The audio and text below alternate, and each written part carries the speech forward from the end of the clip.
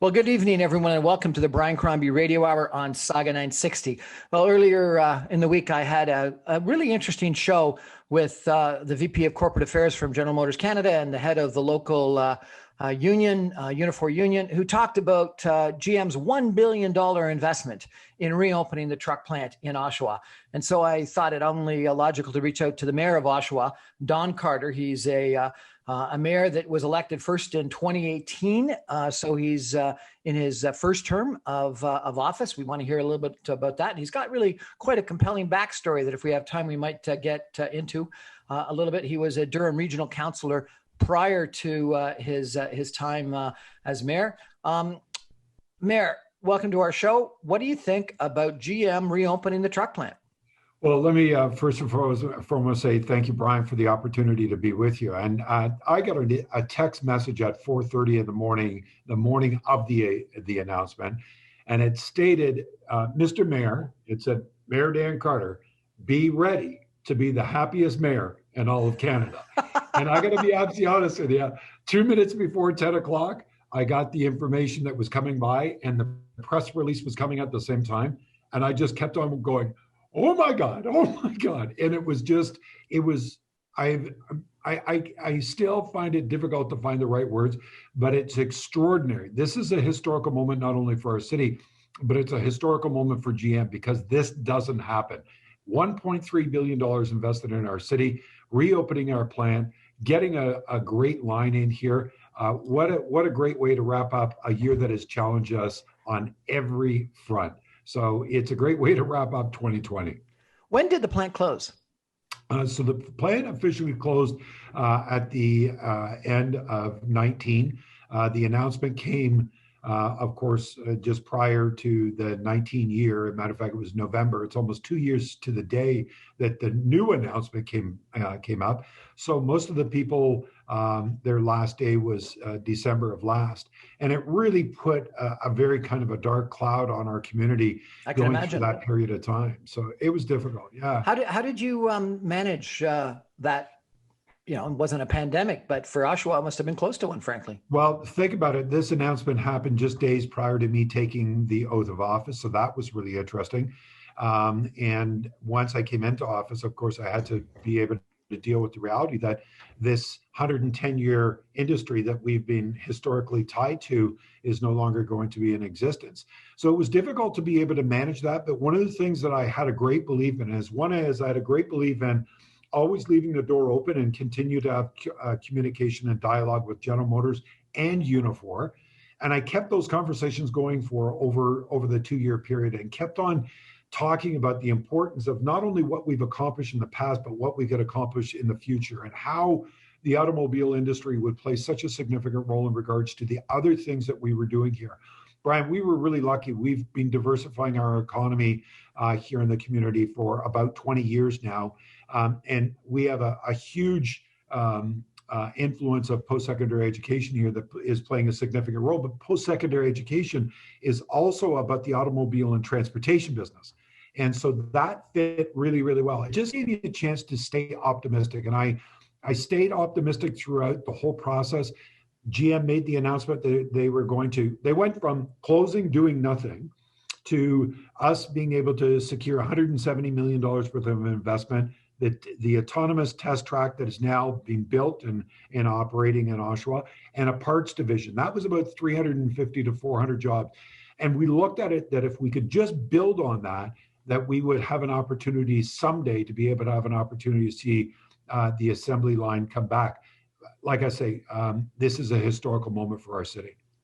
I was surprised when I went through the process. Is the vast majority, I think over 90% of the former employees of General Motors, members of Unifor, took packages, retirement packages, and so therefore they are actually ineligible to reapply for the new jobs. And so the people that will be getting the jobs in this new plan. And the plant will be extremely different. It will be very autonomous, robotic, automatic, et cetera. These new people will be brand new people to the auto industry. Where do you think? Are they going to come from Oshawa? Or are they going to come from farther afield? Well, to be absolutely honest, even before the assembly line closed, we would have our workforce came from not only across Durham region, but it also came from Northumberland. It came from Peterborough. It came from Kawartha Lakes.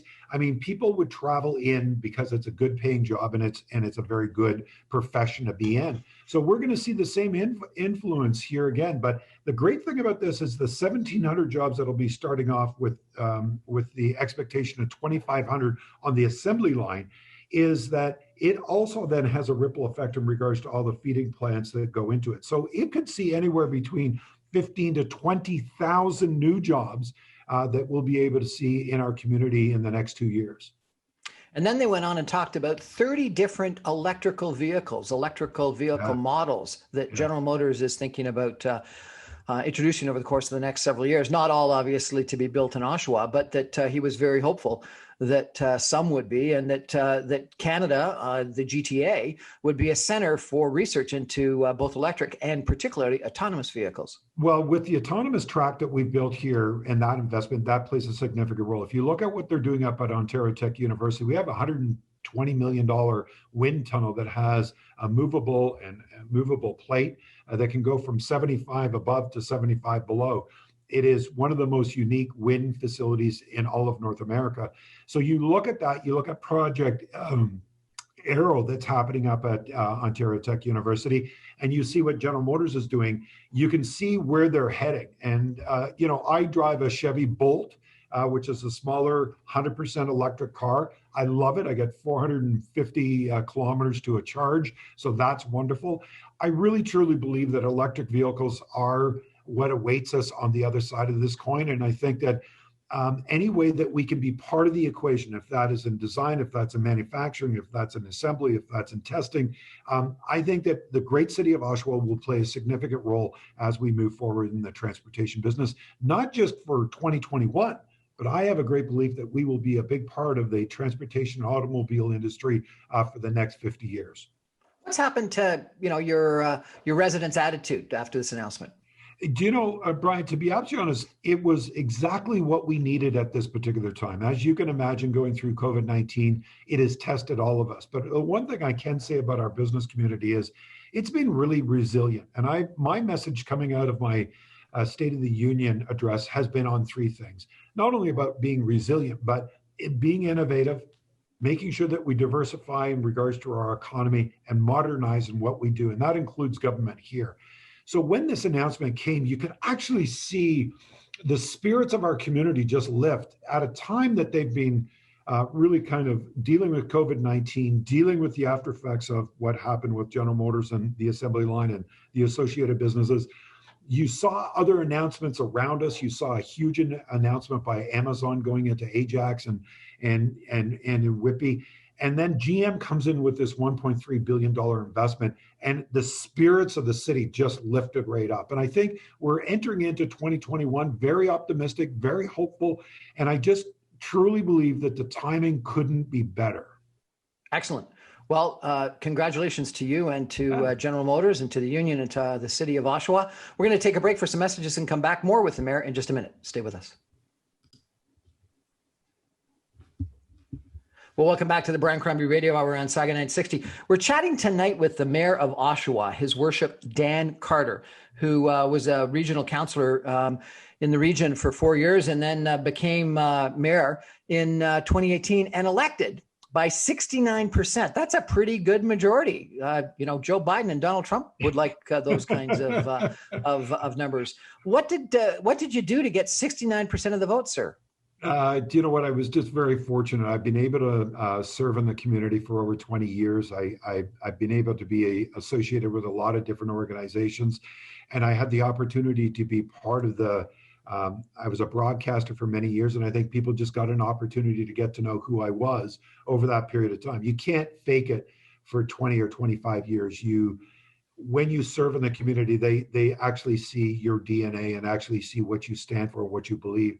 And I think what they saw in me was not the brokenness, but I think they saw the redemption side of me and really saw that, this is the kind of person that we want leading our city, and that really has the tools and the capacity to be able to truly be able to address the issues that we face on a daily basis. So I'm very, very fortunate. I'm still humbled, Brian. I walk in this office every single day. I see my nameplate in the door and I just go, wow, can you believe it? Fantastic. I can't help but notice over your right shoulder a portrait of Martin Luther King. That's sort of unusual for a Canadian politician. Tell Yeah. me why that portrait there. So there's a really interesting story. I didn't learn how to read or write until I was about 31 years old, and I was at the time I was in drug and alcohol treatment about 30 years ago. And I was embarrassed because it was something I was very ashamed of, that I had a severe learning disability and never learned how to read or write in school. And I was asked at an AA meeting to read a passage out of the big book of Alcoholics Anonymous, and I couldn't. And I stood there as a 31-year-old man, just really embarrassed. And the gentleman that was the counselor at the time said, Danny, I just need you to try. And I tried. And he came to me after the meeting and he said, who's the one person you'd like to meet in life? And I said, Martin Luther King. He said, well, he's dead. And I said, well, you didn't say he was dead or alive. You just said, who would I like to meet? And he said, let me see what I can do. And about a week later, he came back and he said, I want you to meet somebody. And he handed me the autobiography of Martin Luther King. He said, Martin Luther King, meet my friend Dan. Dan, meet my friend Martin Luther King. And it changed my perspective in regards to learning and failing and embracing the opportunity to read. He changed the way I looked at it. And my sister had talked, and she invested a lot into me in my early days about the struggles of the Civil Rights Act in the United States. She talked about the Underground Railroad in Toronto. She educated me in regards to this unbelievable movement. And I just was so attracted to someone that would put their life on the line for something that they so deeply believed in. And as I read about him, I read that he was broken just like me. He had a lot of brokenness, a lot of imperfections, and I could relate to that. And I think that it was a natural fit for me to be attracted to him. So I am reminded on a daily basis with his speech. I have a dream speech that's on my wall right beside the black and white. I also have another small plaque that sits on my desk that says the power of service. And it all reflects what Martin Luther King really represented. And I think it's a good North Star for me to point to. Fantastic. I understand that you were dyslexic and illiterate. You were sexually abused as a child by a stranger. Yeah. And after the death of your brother in a motorcycle accident, you became an addict, both an alcohol addict and a drug addict. And you were homeless for most of your teens. Yeah. I always say to people, my life is being tested and blessed. And it's been tested because when I was very young, I lost my parents in my biological family. My mother died, and I was the last of 7 children, and fathers didn't bring up small babies at that time. I was blessed because I was adopted and brought into a great family. I was tested because of the reason that I had a learning disability. I was tested because I was raped as a young boy, and I was tested again when I lost my brother Michael in a motorcycle accident. And I think, the reality being is that I looked upon my life. I went through a lot of struggles throughout school, being bullied and not being able to do the work, but also the lack of self-confidence and self-worth really came in. And when my brother died, it was devastating to me because of the reason that I really looked upon him. He was a police officer and I really admired him. He also was the kind of guy that would have whacked me in the side of the head and said, smarten up. And when he died, I really got lost. And the one thing that made me feel like I was somebody of importance and that I was funny and I was charismatic and I was smart, that's what alcohol gave me. And of course, as my alcohol dependency got worse, my drug dependency started, and my drug dependency and my alcohol dependency got to the place where I was mentally, emotionally, physically, financially, and spiritually broken.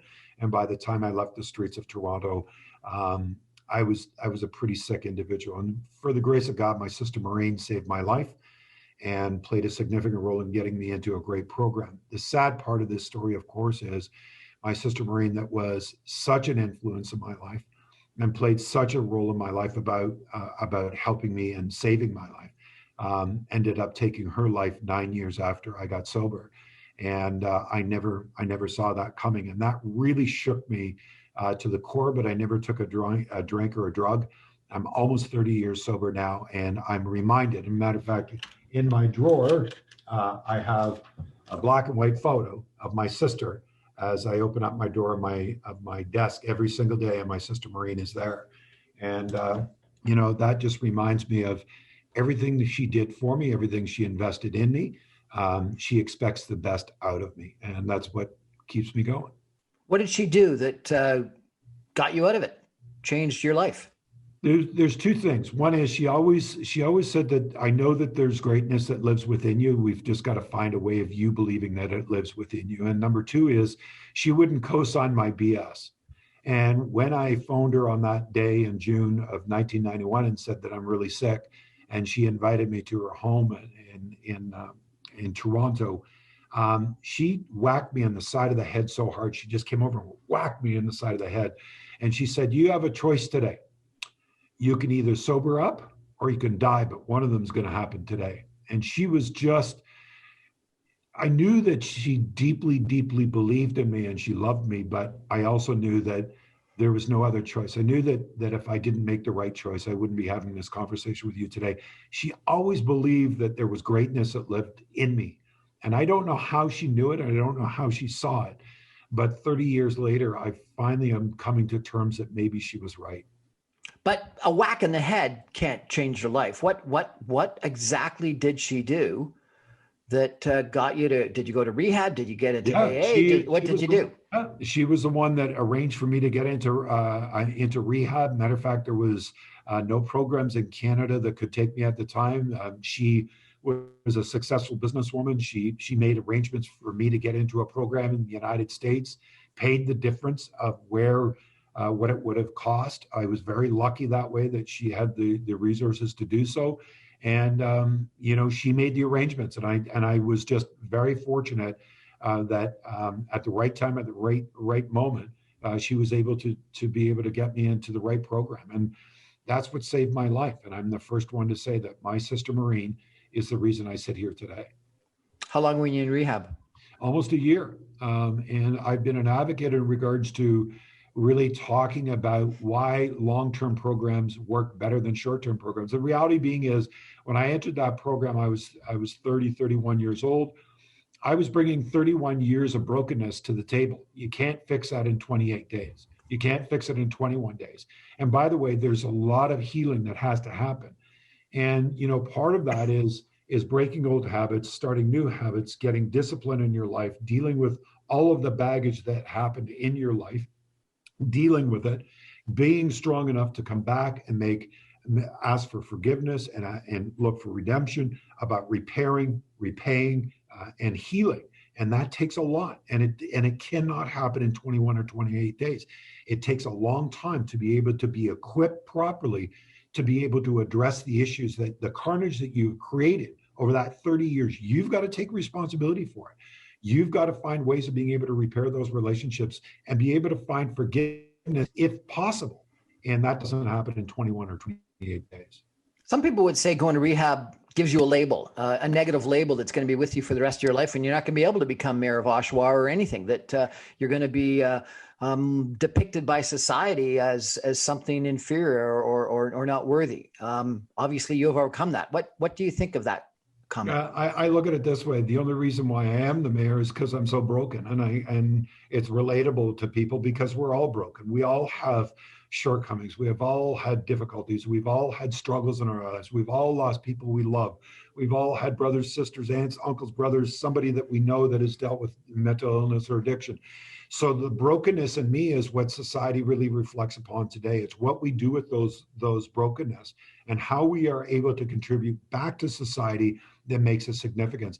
I think it's more relatable today than it would have been 20 years ago. Dwight Drummond said to me when I was elected the mayor of the great city of Oshawa, he said, Dan, 10 years ago, this probably wouldn't have happened. And I said, Dwight, you come from Jane Finch.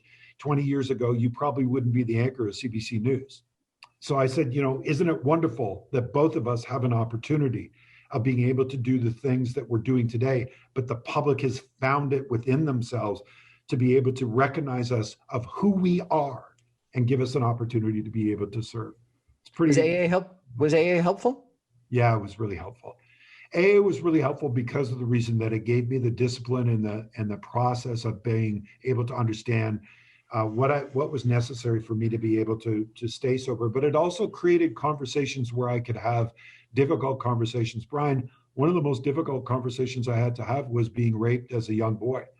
I never spoke to my parents about it. I never spoke to anybody about it. The shame that went with that and the embarrassment that went with that. But AA gave me an opportunity to be in a safe space and be able to have a discussion about it. And I think that that was part of the healing process that was necessary. I couldn't carry it. You know, the one thing that I found out about my sister's death after she died was that for the many years that she had trials and tribulations and disappointments and loss and death in her life, that she never released that from herself. She never had the opportunity to deal with it. And I believe that the burden got so heavy that it no longer could be carried. And I think that, you know, having the opportunity through 12-step groups to be able to actually sit down and talk about what your experiences were, I think helped significantly. I've heard some people talk about AA in a very negative light and say it's like a cult, and it's rather than a bunch of alcoholics getting together and having a party and having fun, it's a bunch of people getting together and complaining and drinking bad coffee. Yeah. Well, I have to admit that at one time there was cigarette smoking too. You couldn't see the front stage. So it was kind of funny that way. And yes, the coffee in a lot of circumstances isn't that good.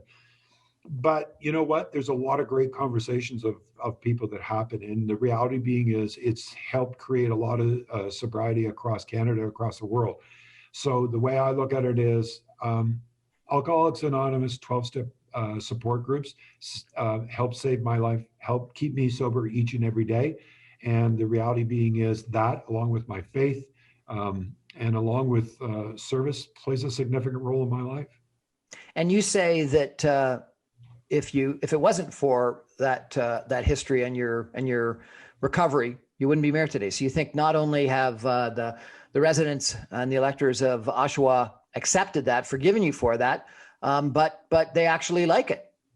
Yeah, I think, you know, there's one thing about our community that's really amazing. You know, we have overcome something every single year of the history of our great city. And there's something about the great city of Oshawa that is resilient and that faces challenges and that will deal with whatever comes its way. And I think that's part of that spirit of the fight that's in our city. And I think it really represents who we are and what we believe, but also that we will not curl up in a ball and go into the corner. And I think that they can really relate to somebody that has as much brokenness as I do. We're chatting tonight with Mayor Dan Carter. He is the mayor of Oshawa. He's really got quite a compelling story personally, and not only like his own personal story. It sounds like Oshawa's coming back big time from probably not nearly as big a disaster, but a problem in that the GM plant closed 2 years ago and is going to be reopening with, I thought it was $1 billion, and I'm now hearing that it's $1.3 billion investment in 2,500 jobs. And so that's spectacular. We're going to take a break and come back more with the mayor, his worship, Dan Carter, in just a minute. Stay with us. Welcome back to the Brian Crombie Radio Hour. Having a really interesting conversation with the mayor of Oshawa, Ontario. Dan Carter is his name. He's been a broadcaster. He's been a regional councillor. He's now the mayor. And his first term, he got elected with a 69% majority, which is pretty spectacular as a first-time mayor. And he's got and has shared with us a pretty compelling personal story of drug addiction, alcohol addiction, and him coming through all that with the help of his sister who sent him to rehab in the United States and AA. So, Mr. Carter, your worship, it's a pleasure meeting you. Maybe we could turn and ask you about a couple of political issues then for a minute. Sure. What's it like? What are the challenges governing a city during COVID-19? You know, one of the big issues have got to be small business complaining about being, closed at times. I guess Oshawa is not as bad as we've got it here in Mississauga right now. But how are you dealing with that? Well, first and foremost, it is, and that's what I'm really concerned about. I'm a little frustrated by the whole process. We've got a campaign now that says Oshawa loves local, and that's part of our commitment in regards to keeping our local businesses and introducing you to those people that run those businesses. But my frustration has been that our businesses, our culinary community, our retailers, Our citizens have done an incredible job of following the guidelines of stay home, stay apart, wear a mask, lather up. And they've done a great job even right from the beginning in March, around March 13th, when all of this started. My frustration is that decisions are being made based upon a matrix, and I can't get the clear understanding about where these decisions are being made. So we were in orange, we've gone to red.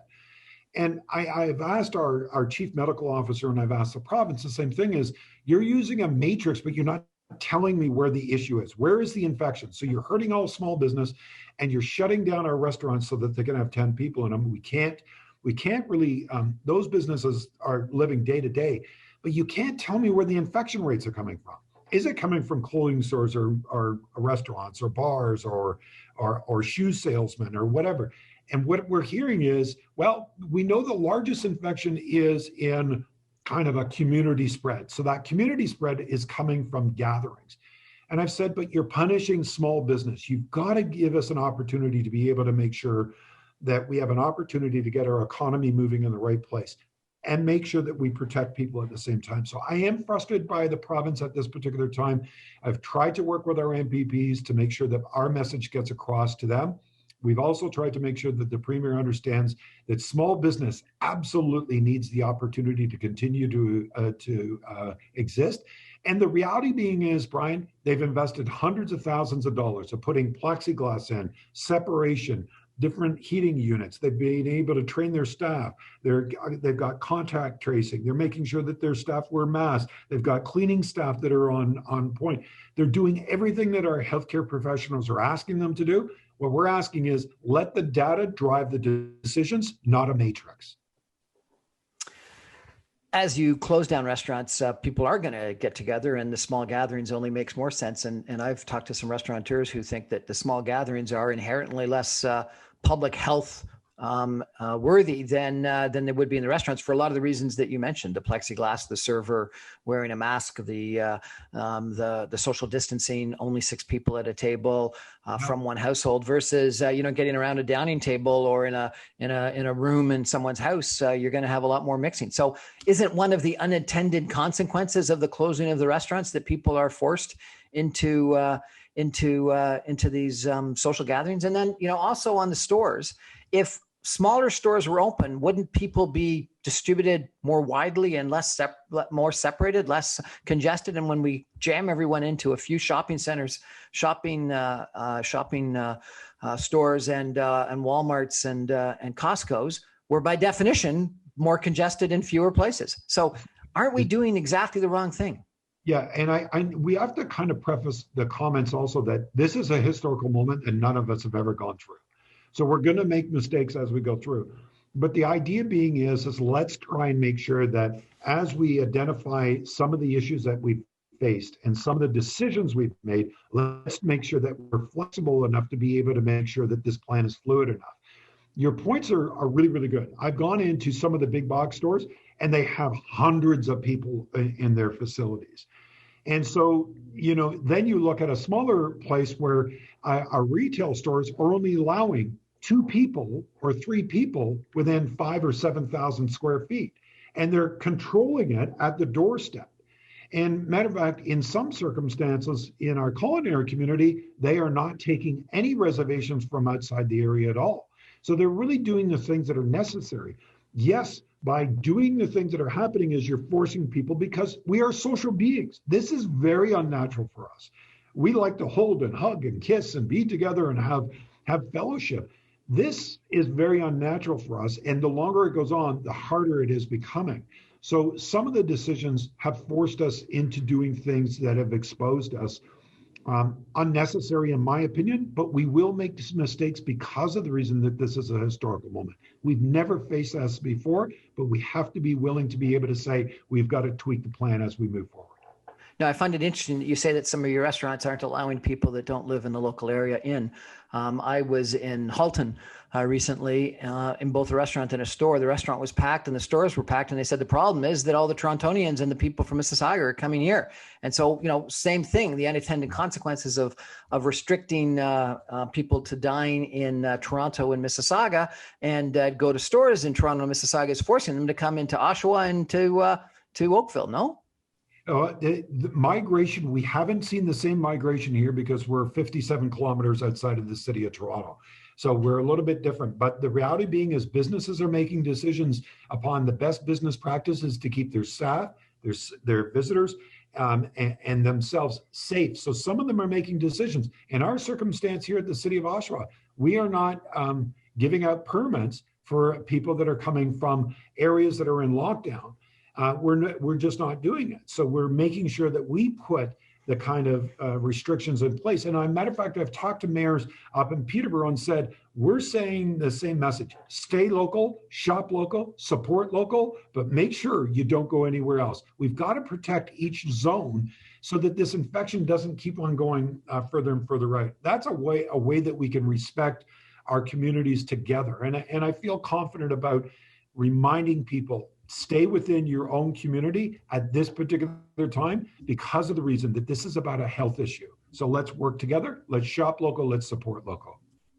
Clearly, the pandemic and the economy in regards to, I presume, the General Motors reopening, and you mentioned post-secondary education and the University of Technology are some of the key things that you're focused on. What are some of the other issues that are key for you in your tenure as mayor of Oshawa? Well, we've got a lot of great opportunities here. Yes, we've got post-secondary education, but through COVID-19, our international students aren't here. So that plays a significant role. We don't have 30,000 people on our college and university campuses. That hurts us because that goes to a ripple effect about our local economy. But, I've looked at kind of the foundational pieces that we have. We have the automobile industry. We have the post-secondary educational thing, but we also have 11,000 people that work in healthcare and healthcare-related businesses. And that plays a significant role. We have over 3,200 farms across the region of Durham and a large agricultural community that's right here in our own backyard. We have aviation that plays a significant role in our community of moving people and products in and out through the Oshawa Executive Airport. We have a deep water port that is bringing in steel and moving products in and out of our port. So we've got a lot of these wonderful pieces that are helping us build this very diverse economy. And we've got to continue to look at the diversity of our economy to make sure that we're not just one industry town, that we have many different sectors that can support our community. And we have been lucky because of the reason that this diversification started about 17, 18 years ago. Imagine if we had kind of held on to the only thing we're going to be known for is the automobile industry. That would have been devastating to our community. But because of diversity that has happened over the last 17, 18 years, we've been able to see some extraordinary growth and opportunities. What do you think of regional government? What do I think about it? I'm part of it, of course, and we're a lower tier, so there are services that the regional government has. I think there's some services that should be moved up to the regional level, such as amalgamating. In our circumstance, we've got 8 municipalities. I think all 5 should be a municipal service. Our police services are a regional service. Our EMS services are regional. Our health and social services are regional. Our water and sewer is regional. So regional government plays a significant role in regards to delivering the services. That being said, I think local government plays an important role to be able to make sure the voices of their local community are heard. And I know that there was an early discussion about what should we do about government when it comes to lower and upper tier government. And that discussion happened with Premier Ford when he first got into office. And I think that we've got to continue to evaluate both local government, regional government, provincial government, and federal government to look at, are we serving the people at the very best level we possibly can? Are their voices being heard? And are we able to solve the issues that are facing our communities? If we're not solving the issues, then we better either get out of the way or get somebody that can do the job. So I'm a great believer that there's certain things that regional government are good at, and there's certain things that local government are really good at. So one of the key people in the whole thinking process academically for the region, the GTA region in total, at one point in time recommended that what we should do is create 4 cities around the city of Toronto, including York as one city, Durham as one city, Peel as one city, Halton as one city, and then have a new GTA council comparable to the old City of Toronto Metro Council, where you had 5 mayors and making decisions like transit, like planning, like garbage, et cetera, on a GTA-wide base. And the rationale was that when the mayors and chairs sit down with the premier, there's, I think it's 29 or 39 different mayors and chairs, and one of them representing the city of Toronto, by far the biggest community. And then you're there with, 180,000 people. How can you get a voice equal to someone that's got 3.5 million people? What do you think of that idea? So I think that we have to be open to new ideas and concepts about how government can work better. Bottom line is that. That also comes down to is are we actually utilizing taxpayers' dollars efficiently and in the most prudent way? So I think that we've got to be open to ideas about looking at, should government stay the way it is or should it be evolving? We talk about modernization. Well, modernization and government has to change too. I mean, one of the things that we've done here at City Hall is I'm trying to change the culture here from a government bureaucratic organization to a customer service organization. So I'm open always to conversations about how do we better serve our community and how do we be fiscally responsible for the taxpayer dollars coming in. So I'm always open to ideas. I don't have the perfect solution. I would imagine there's pluses and minuses in any way. I mean, I'm originally an Aegir Court boy, so I come from the city of Toronto. I remember when Scarborough had its own council and mayor and the whole bit, and then the amalgamation of Toronto happened. I watched that happen, and there was a lot of moving parts that worked and didn't work. And I think that we're in an evolutional process. I think we have to be open to an evolutional opportunity. Former mayor of Mississauga, Hazen McCallion, once told me that it was the smartest thing that could ever happen, but politically it would be suicide for whoever recommended it. Yeah, I'm not saying I'm recommending it, by the way, Brian, but Hazel is got an unbelievable candor and also an unbelievable pulse on politics. But I think, Brian, we should never forget that, I have the opportunity as being an elected individual for 4 years, and that's what my mandate is. The public may give me another opportunity. I don't know if that'll happen. We'll find out in 22. And if I'm lucky enough, then I believe that I'll serve again. But I'm also the same guy that believes in term limits. I believe that we need new ideas and new concepts. We've got to continue to be able to push the envelope and bring different ideas and different leadership into government at different times. We can all serve our communities in efficient ways, but we can't be also afraid to have conversations that make us uncomfortable or that may cause us to lose our seat. I think we have to just follow that we understand that we are in public service. What does that mean? What does it represent? And where am I willing to stand? I have King on my wall, and then I have some other great examples of people that say, always remember, right? It's where you stand in difficult moments, in different periods, and making difficult decisions. If you do it for the right reasons, for the right reasons at the right time, you're going to end up doing the right thing in office or out of office.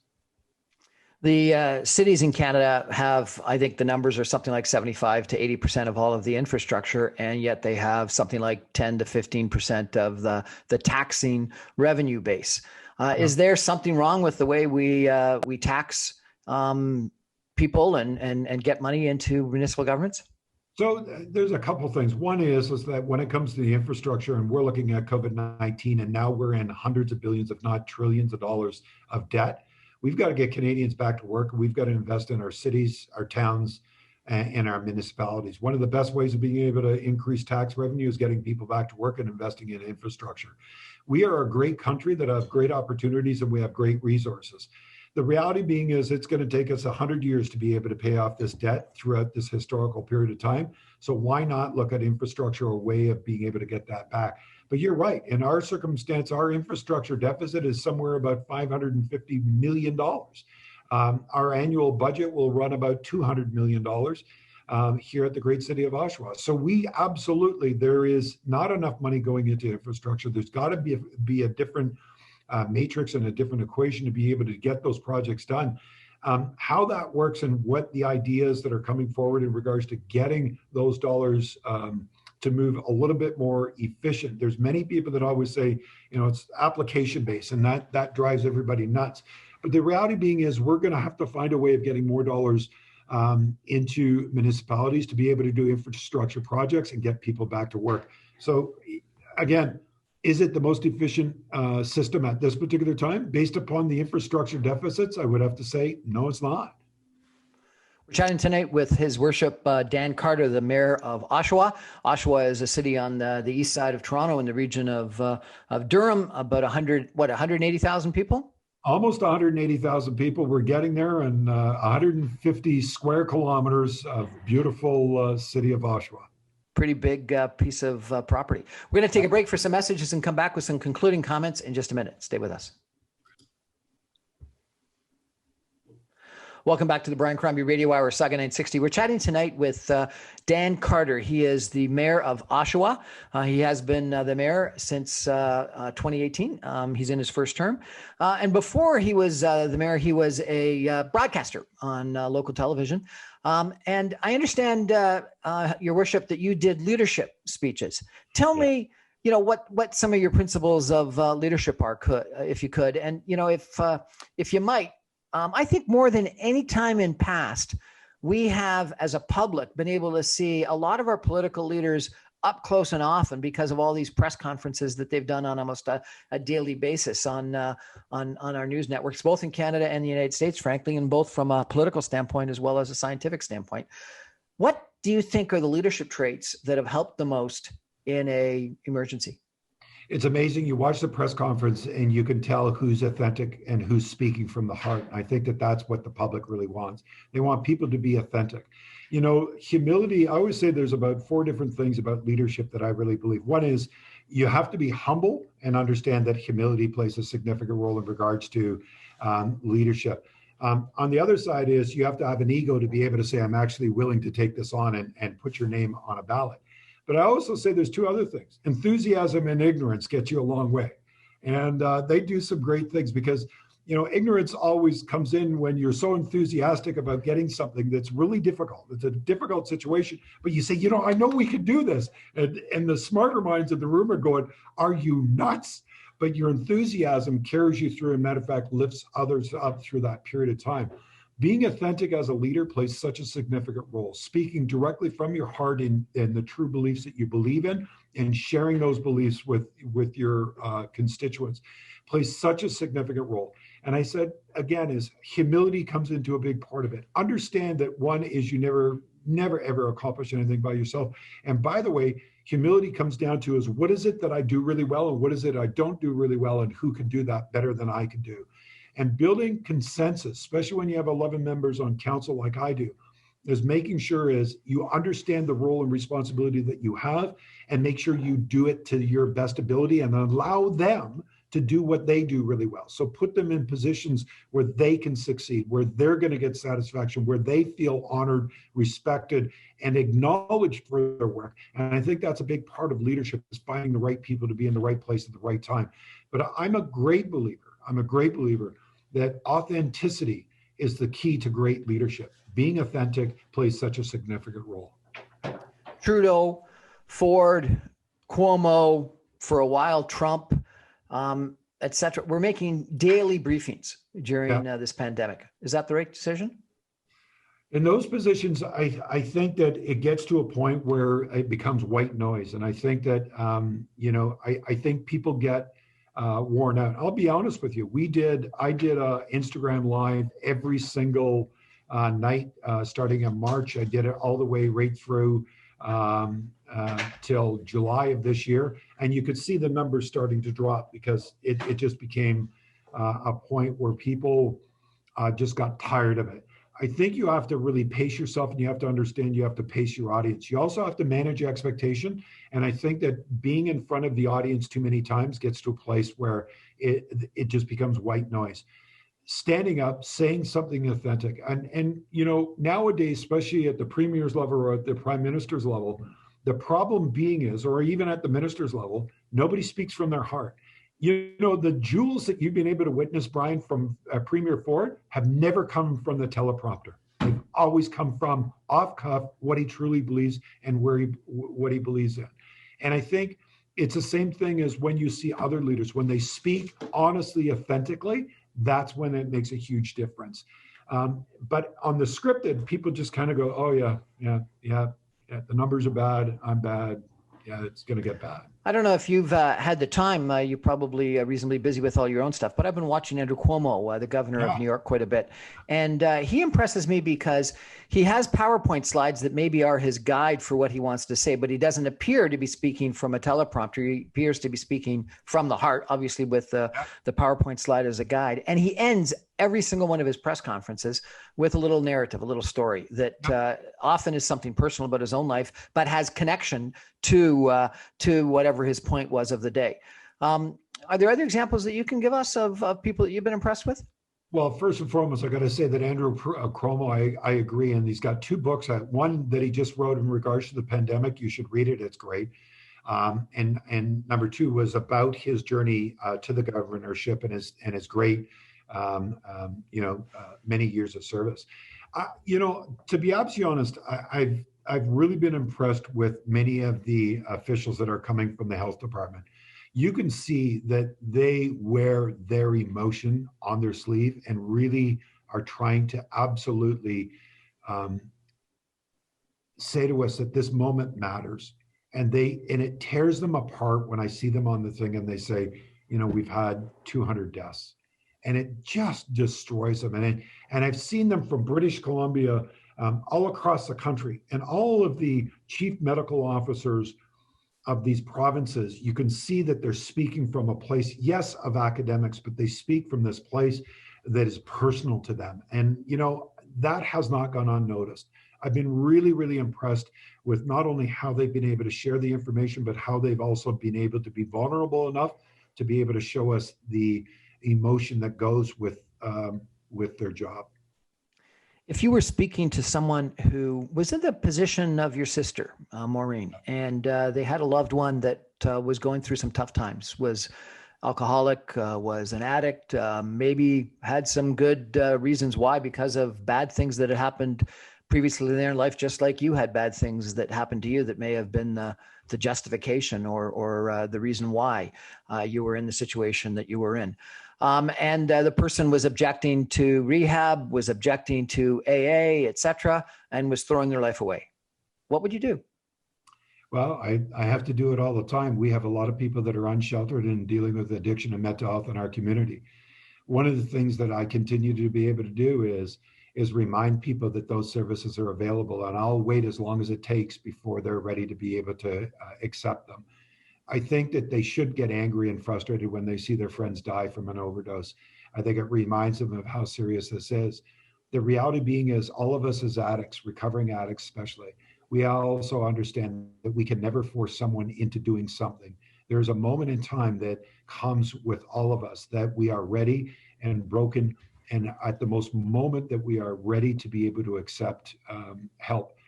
The thing is, as mayor of the great city of Oshawa, I think parents of children that are 15 or 55 that are dying on our streets expect me to do everything I possibly can to save their child's life. And I'm committed to that. And I'll do whatever it takes to be able to do that.